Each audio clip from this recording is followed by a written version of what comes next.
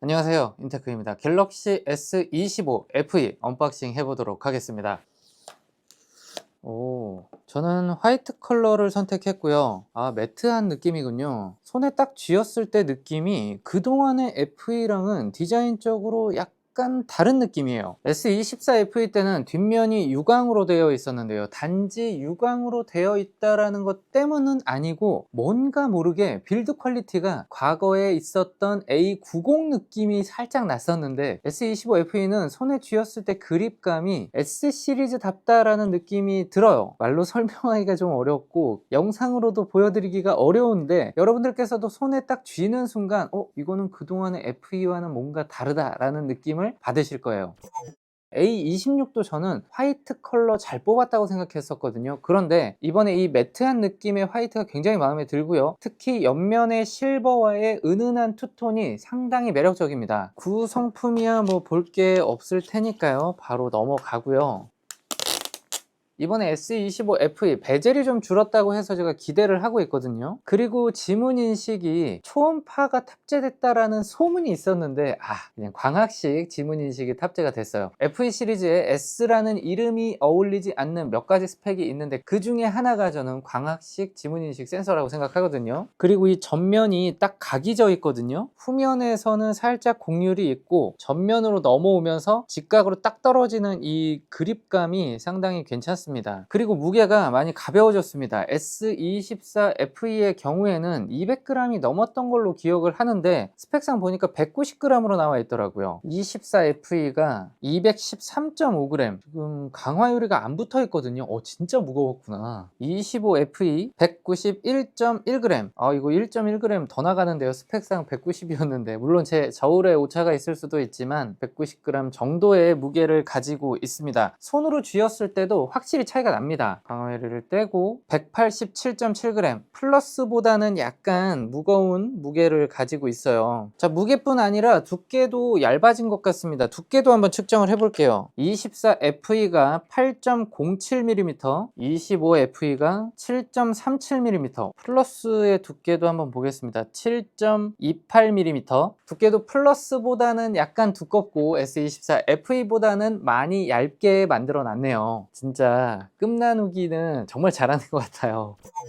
지문인식 보겠습니다. 이거 아쉬워요. 초음파식을 넣어줄 법도 했는데요, S라는 이름에 걸맞지 않게. 맞죠? 광학식이에요. 지금 보시면 반짝반짝 하고 있어요. 뭐 사실 요즘에 광학식도 꽤 좋아져서 사용하기에 크게 무리는 없는데, 자, 그리고 S24 FE에서 25 FE로 오면서 칩셋은 동결이다 라고 봐도 될 정도의 업그레이드거든요. 엑시노스 2400E에서 엑시노스 2400으로 아주 미묘한 업그레이드가 있었어요. 엑시노스 2400E가 엑시노스 2400과 거의 차이가 없었어요. 그렇기 때문에 24 FE를 리뷰할 때 성능 면에 있어서는 괜찮다라고 말씀을 드렸었는데 그 부메랑을 받게 되네요. 램은 8기가를 탑재해 줬는데요, 이번에 S25 기본형과 플러스에 12기가 램이 탑재됐던 것을 비교해 보면 약간 아쉬운 부분이에요. FE 모델도 지금 7년 업그레이드를 약속했기 때문에 사실은 램이 조금 중요한 요소가 될 수 있거든요. 7년째가 됐을 때까지 정말로 계속 꾸준히 쓰고 계시는 분이 있다면 램이 조금 부족할 수도 있어요. 이번에 사실 A 시리즈는 이렇게 카메라 섬을 묶어놨었죠. S25 라인업은 카메라 섬이 뚱뚱한 느낌이었어요. 엣지의 느낌을 좀 살렸군요. 그러고 보니까 물론 엣지는 메탈 느낌이 있었다면 S25 FE는 무광의 옆면을 그대로 본따서 카메라 링을 만들었네요. 올해 나온 제품들이 이렇게 다 패밀리 룩이 아니라 조금씩 특징이 다른 것도 굉장히 인상적이에요. 소프트웨어 업데이트가 되는 도중에 간단하게 올해 나온 갤럭시 라인업 살짝 정리를 해볼까요? 먼저 S25 기본형이 있고 그 위에 플러스가 있었죠. S26 때는 플러스 대신에 엣지로 나올 것 같기 때문에 어쩌면 마지막 플러스 모델이 될 수도 있겠어요. 그리고 나서 울트라가 있었고 출시 시기는 늦었지만 급으로 보면 요 사이에 엣지가 들어갔습니다. 이번에 FE가 마지막에 나왔지만 급으로 보면 기본형 아래쪽에 있다라고 보시면 될 것 같아요. 그 아래 국내에는 퀀텀 6가 있고요, A36이 있습니다. A26이 있고요, A26은 아직 국내 정발하지 않았죠. A16은 작년에 나온 모델이에요. 국내 출시를 늦게 하거나 내주지 않는 모델들도 있기 때문에 국내 역차별은 내년에는 하지 않았으면 좋겠다는 생각도 좀 들고요. 특히 퀀텀6 같은 경우가 SKT에 좀 묶여 있는데 자급제로 풀리면 좀 괜찮겠다라는 생각도 해봅니다. 보급형에서 가장 상위 라인업인 퀀텀6와 S라인의 가장 막내인 S25FE, 이 둘의 비교도 사실은 좀 궁금해 하실 수 있을 것 같아요. 베젤이 확실히 차이가 나고 퀀텀6에 비해서도 베젤은 훨씬 더 얇은 걸 알 수가 있어요. 비대칭 구조는 살짝 남아 있습니다. S25 플러스와 비교를 하면 25 플러스는 균일한 베젤을 가지고 있는데 25 FE는 아래쪽이 살짝 두꺼운 걸 볼 수 있고요. 퀀텀6와 24 FE는 비슷한 수준의 베젤을 가지고 있네요. 자, 아래쪽으로 내려가서 보면 갤럭시 AI라고 하는 탭이 나오는데 퀀텀6의 경우에는 갤럭시 AI 탭을 가지고 있지 않아요. 유용한 기능에 들어가서 인텔리전스 기능을 보면 일부 AI 기능을 보실 수가 있는데요. S 시리즈와 끝나누기를 AI 소프트웨어로 하고 있다는 걸 알 수 있죠. 옆에 있는 S25 플러스와 S25 FE를 비교해 보면 사실 AI 기능적인 부분에서는 차이가 나고 있지 않아요. 헬스 어시스트까지 동일하게 들어가 있고요. S24 FE도 동일하게 가지고 있네요. 퀀텀6의 경우에는 AI 지우개만 들어있고요. 베스트 얼굴 편집 제한, 필터 만들기, 자동 잘라내기, 생성형 AI는 퀀텀6에는 빠져있다 라고 생각을 하시면 되겠어요.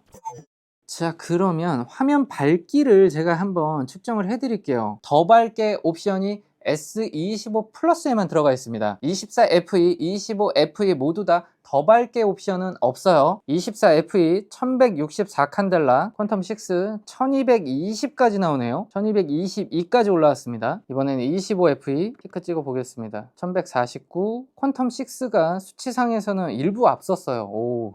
자, 25 플러스 보겠습니다. 네, 1437까지 나오고 있어요. 퀀텀6 다시 한번 볼게요. 오, 퀀텀6의 패널이 좀 좋은 게 들어갔나 본데요. 1281 칸델라, 우연이 아니었습니다. 긱벤치 6 테스트 결과가 나왔습니다. 엑시노스 2400을 탑재하고 있기 때문에 S24 FE와 유사한 스코어를 보여주죠. 싱글 스코어는 7점이긴 하지만 살짝 낮은 스코어가 나왔네요. 이거는 뭐 다시 돌려보면 더 높은 점수가 나올 것 같기는 한데, 퀀텀6에 들어간 엑시노스 1580 대비해서는 확실히 앞선 성능을 보여주고요. 스냅드래곤 8 엘리트 대비해서는 약간 떨어지는 스펙을 보여줍니다. 엑시노스 2400이 들어가 있기 때문에 사실은 성능에 대해서는 뭐 이미 우리가 다 알고 있는 수준이죠. 자, 근접 센서는 확실히 개선이 있었습니다. 가상 근접이 아니라 진짜 센서를 넣어줬어요. S24FE까지는 가상 근접 센서를 활용했기 때문에 약간 아쉬운 부분이 있었는데 개선이 됐습니다. 지금 보면 오른쪽이 S25 플러스고 왼쪽이 S25FE거든요. 정확하게 같은 센서가 들어가 있다는 걸 알 수가 있어요. 지금까지 만져보면서 느껴지는 건 칩셋을 거의 동결하면서 만듦새를 좀 올렸다라는 생각이 들어요. 왜 그런 시리즈들이 가끔 있거든요. 성능 면에 있어서는 크게 개선이 없지만 전체적으로 그립감부터 만듦새를 올리면서 만족감을 높여주는 그러한 모델들이 있는데, 이번 S25FE가 그러한 모델인 것 같습니다. 기본형, 그러니까 6.1인치 디스플레이는 나는 조금 작다, 조금 큰 디스플레이를 원한다 라고 생각한다면 S25FE가 꽤 좋은 선택지가 될 수도 있습니다. S24FE는 25W급 충전 속도였는데 이번에 25FE는 45W급 충전을,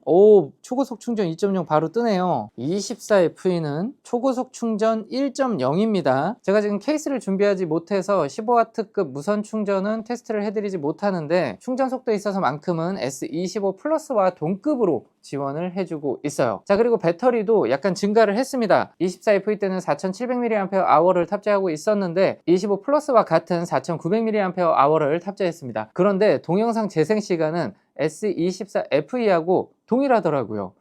이거는 좀 It's 11:11. 오늘이 한 칸이 채 안 남은 그런 시간. 우리 소원을 뱉던 그 시간. 별계단을 떠오르게 하지. 네 맘 끝자락처럼 차가운 바람. 창을 열면 온통 네가 불어와. 이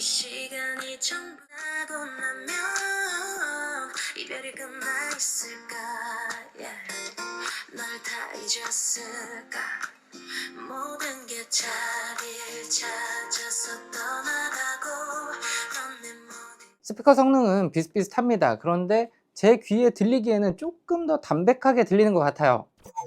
FE 시리즈는 항상 기대를 하면 약간 실망을 하고, 기대를 안 하면 생각보다 괜찮네, 그리고 시간이 지나면 가성비 모델로 등극하는 경우가 많습니다. 왜냐? 가격이 약간 떨어지게 되면 이제는 살만한 폰이 되는 거예요. 지금도 출시가로 보면은 90만 원 정도이기 때문에 선뜻 사기에는 좀 비쌉니다. 그리고 그럴 바에는 차라리 S25 기본형을 사라 라고 조언을 해주시는 분들도 많이 계실 거예요. 저도 이 의견에 어느 정도는 동의하지만 디스플레이 사이즈가 다르기 때문에 기본형과 FE 모델의 비교는 약간 맞지 않는다 라는 생각이 들고요. 플러스와 비교를 한다고 하면 또 가격 차이가 어느 정도 납니다. 그렇기 때문에 나는 꼭 프리미엄 폰이 아니어도 괜찮다 라고 하면 FE 모델 기다리셨다가 가격이 조금 안정화되면 구매를 해보시는 것도 좋을 것 같아요. 네, 지금까지 봐주셨다면 구독, 좋아요 부탁드리고요. 시청해주셔서 감사합니다.